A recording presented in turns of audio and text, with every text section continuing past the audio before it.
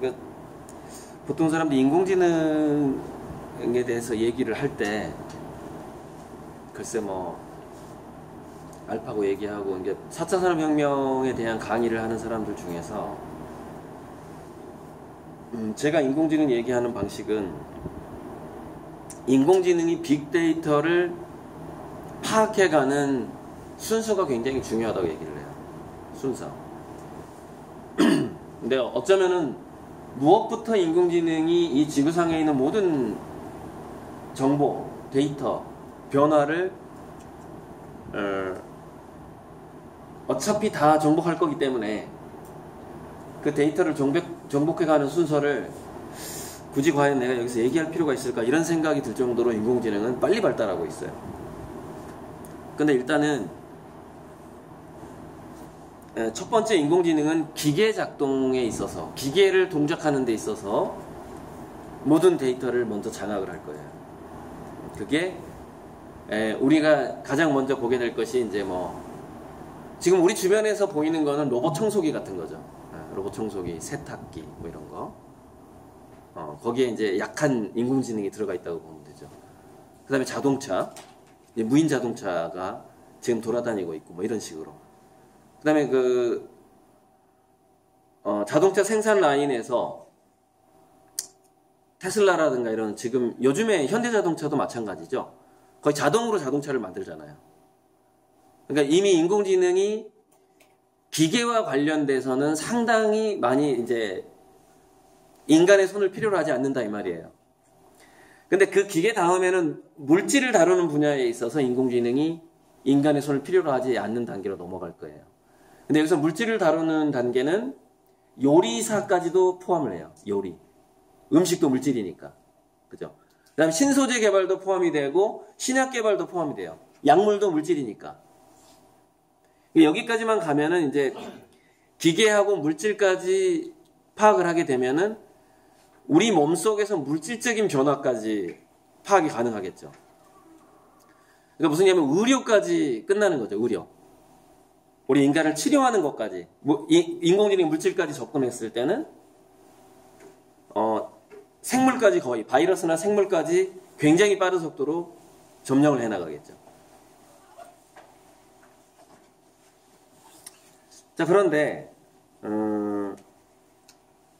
미생물까지도 뭐 원자까지도 다 갈 거니까. 근데 마지막에 제가 저기다 비물질하고 다차원을 적어놨는데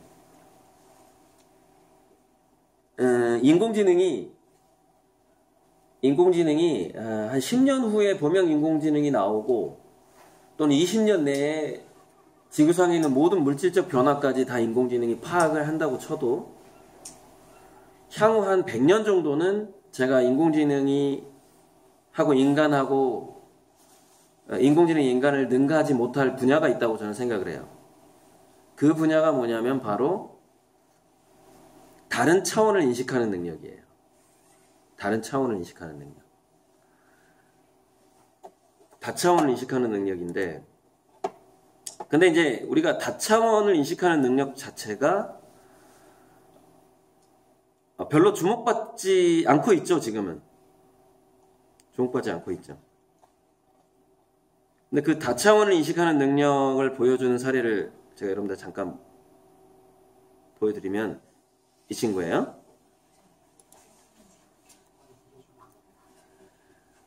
작곡을 하는데 머릿속에서 이미 작곡되어 있는 방이 10,000개나 있다는 거예요, 자기 머릿속에.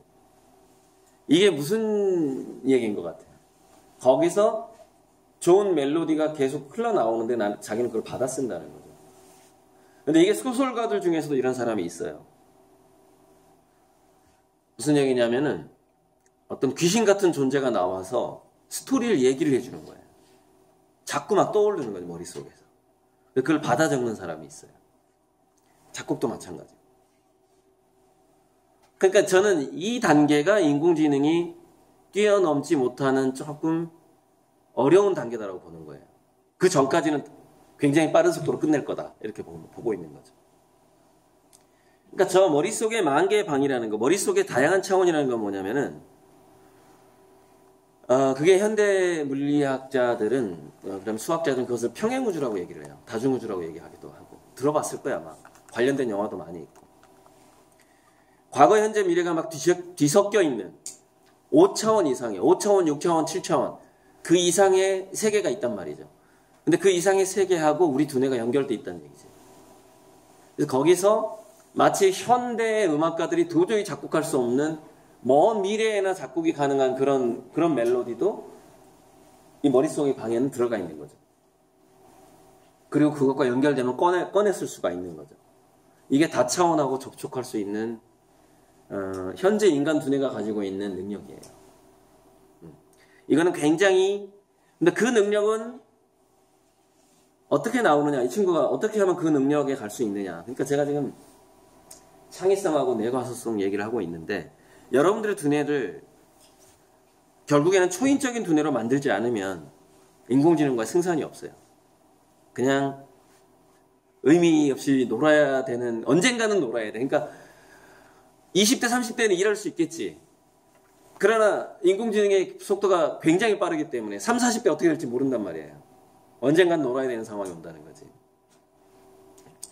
그래서 이게 하나의 그 중요한 힌트가 될 수 있다고 보는데, 그래서 그 안에서 노래를 꺼내서 이렇게 쓰는데, PD가 지금 작곡을 해봐라 그랬더니, 방문은 언제나 열리는 게 아니라 재밌을 때 열린다, 이렇게 얘기하는 거죠. 재밌을 때 열린다. 그러니까 두뇌 속에 있는 다차원은 시간을 뛰어넘는 어떤 콘텐츠들이 들어있을 가능성이 높기 때문에, 그 시간을 뛰어넘는 콘텐츠하고 우리가 인간이 접속을 해서 그것을 가져다 쓴단 말이죠. 발명가들하고 과학자들의 꿈 이야기를 제가 어떤 책에 쓴 적이 있는데, 그 얘기부터 해볼까? 저는 로또 1등 꿈을 가끔 꿔요. 보통 2달 내에 그게 1등이 돼요, 로또가. 그래서 현수막으로 그 숫자를 보기도 하고, 또는 누가 이제 꿈속에서 다양한 방식으로 등장을 하더라고. 누가 이렇게 쪽지에다가 숫자를 적어서 보여주기도 하고 이래요. 근데 이제 저는 로또에 그렇게 적극적인 관심이 없어서 그 돈이 나한테 올 거라면 다른 경로를 통해서도 올 거라고 이렇게 믿는 스타일이기 때문에 그 본회에서 막 집착해가지고 막 그 다음부터 이렇게 살진 않아요. 저는 평소에 그냥 책 읽고 이렇게 일상적인 활동을 하는 거예요. 그러다 보니까 매주 한 5,000원씩 이렇게 사다가 그걸 놓쳐요. 가끔가다 안 사고 집 옆에 바로 가게가 있는 게 아니었어요. 제가 그 꿈을 한참 꿀 때는 로또 파는 가게가 차 타고 나가야 돼. 그러니까 맨날 살 수가 없지. 출장 다니느라고 바쁘고 이렇게 강의 다니느라고 바쁘고. 하지만 제가 확인한 거는 내가 꿈꾼 1등이 2달 내로 꼭 되더라는 거야. 1등이. 그걸 확인을 했어요. 근데 저만 그런 게 아니라 미국에 있는 어떤 할아버지가 있는데 이 사람은 굉장히 승률이 높은 거예요. 그래서 뭐 사기만 하면 그 사람이 그동안 65억을 복권으로 할아버지 땄어요. 그래서 이제 기자들이 찾아갔어. 할아버지 비결이 뭡니까? 나는 꿈속에서 나온 숫자만 적어. 너무 간단해. 그 할아버지가 복권 되는 비결이 꿈속에 나온 숫자만 적으면 그냥 된다는 거야. 실제로 있어요. 이런 사람이 지구상에. 저도 제가 직접 경험을 했고. 무슨 얘기냐면 과거, 현재, 미래라는 것이 이렇게 흘러가는 게 아니란 말이에요. 5차원적으로 다 섞여 있다고, 과거, 현재, 미래가. 근데 인간은 그 과거, 현재, 미래를 왔다 갔다 하는 존재라는 거예요. 특히 우리의 상상과 우리가 잠을 잘 때라든가 어떤 특정한 상태에서. 그래서 과학자들의 이걸 믿어야 돼. 이걸 믿는 게 여러분들의 창의력에 도움이 돼. 과학자들 사례에서 꿈속에서 계속 어떤 실험 도구를 꿈꾸는 사람이 있었어요. 실험실을 꿈꾸는 거야. 자기 꿈속에서 어떤 실험실이 자꾸 나타나. 그러니까 이 사람은 뭔가 발명에 대한 욕구가 굉장히 강한 거지. 욕구라고 말해야 되나? 거기에 대해 푹 빠져있는 사람인 거지. 뭔가를 더 새로운 걸 발명하고 싶고, 발견하고 싶고, 만들고 싶고, 이런 욕구가 강해. 그러니까 꿈속에서 실험실 꿈을 꿔. 근데 이 사람이 처음에 실험실 꿈을 꿨을 때, 이게 도대체 뭐 하는 실험실인지를 알지를 못해요. 꿈속에서 보고서. 왜 그럴까? 자기가 현실적으로 그 실험실에서 뭔가를 해본 적이 한 번도 없기 때문이야. 그런데 설계도가 보여, 꿈속에. 그래서 첫날 딱 꿈을 꾸고 나서 메모를 할 수가 없어요. 그래서 간절히 기도를 하고 오늘 밤에 다시 그 실험실 꿈을 꾸게 해주세요. 간절히 기도를 하고 바로 옆에다 메모지를 넣고 잠을 잤죠. 다음날 일어나자마자 빨리 그 메모를 했죠. 실험실의 구조를. 여러분 그런 게 있어요. 꿈속에서 제가 로또 1등이 못 된 이유, 과학적인 이유가 있는데, 꿈속에서 어떤 일들이 보이거나 자기가 경험을 할 때는, 우리가 살아있을 때 경험을 할 때는 두뇌에서 그걸 기억시켜주는 어떤 작동을 해요. 뭔가 그 물질이 나와요. 기억 물질이 나와요. 근데 우리가 꿈을 꿀 때는 기억 물질이 거의 안 나와요. 그래서 일어나자마자 메모하지 않으면 잊어버려요. 두뇌에서 그게 저장이 안 되는 거야. 그게 꿈과 현실의 차이예요. 우리 두뇌는 그렇게 만들어져 있어요. 어쨌건. 그러니까 1분 전에 숫자 6개를 다 봤어도 딱 깨어나서 한순간 다른 생각 하잖아요. 그 숫자 6개 중에서 몇 개가 날아가요. 3개만 기억나고 3개는 기억이 안 나. 그렇게 꿈은 쉽게 날아가요. 그러니까 바로 옆에 메모지를 넣고서 이제 그 사람은 그 설계도를 그린 거죠. 그래서 이제 실험실을 하고서 뭔가 새로운 물질을 발견을 합니다. 이게 과거, 현재가, 미래가 섞여 있다는 증거예요. 이런 일들이 이제 실제로 과학자들 사이에서 있었고, 좋아요. 그래서 이게 어떻게 일어나나 봤더니 이거예요. 인간의 세포 안에는 세포 안에서 특히 두뇌 세포 안에서 이 뉴런 세포, 저기 뉴런 세포 밑에 보이죠? 축색돌기, 수상돌기, 미세소관은 세포 골격이라 그래가지고 이렇게 우리 이 건물 보면은 콘크리트 사이에 철근 지나가죠. 네. 그 철근 같은 역할을 해주는 게 미세소관이에요. 근데 그 미세소관이든 뉴런이든 간에 우리 세포 내에서 양자 컴퓨팅 현상이 나타난다라고 주장하는 과학자들이 갑자기 많아지기 시작했어요. 갑자기. 저기 이제 제가 그래서 그 과학자들 적어놓은 거죠. 그래서 무슨 얘기냐면은 지구상에서 곧 등장하게 될 양자 컴퓨터의 기능을 원래 인간은 두뇌에 가지고 있더라는 거예요. 그 얘기는 무슨 얘기냐면은 최소한 앞으로 50년에서 100년 정도는 우리 인간이 자기 자신의 두뇌를 잘 활용했을 때에는 지속적으로 인공지능을 능가할 수 있다는 의미예요. 인간이 인공지능을 능가할 수 있다. 근데 인간이 인공지능을 어떻게 능가할 수 있느냐?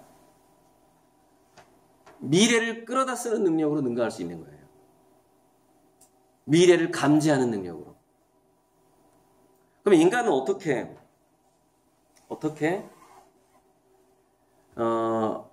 자기 두뇌의 능력을 그렇게 확장할 수 있는가? 확장할 수 있을까? 거기에 대해서 이제 뭐 여러 가지